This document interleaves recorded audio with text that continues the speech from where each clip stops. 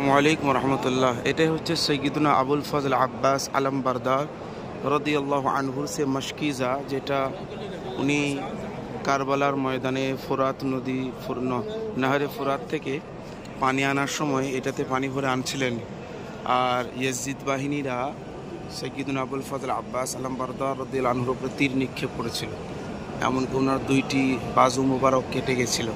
শেষ পর্যন্ত দাঁতে ধরে উনি এই মশকিজাটাকে নিয়ে আসছিলেন এবং খেমা, যে কারবালার ময়দানে যে খেমা লাগানো হয়েছিল এই হুসাইনিদের, খেমা পর্যন্ত আসার আগে ওনাকে এভাবে তীর নিক্ষেপ করে ওনার মুখের মধ্যে তীর নিক্ষেপ করা হয়েছিল এবং পরবর্তীতে ওনাকে শহীদ করে দেওয়া হয়েছিল। এটাই হচ্ছে সে মশকিজা।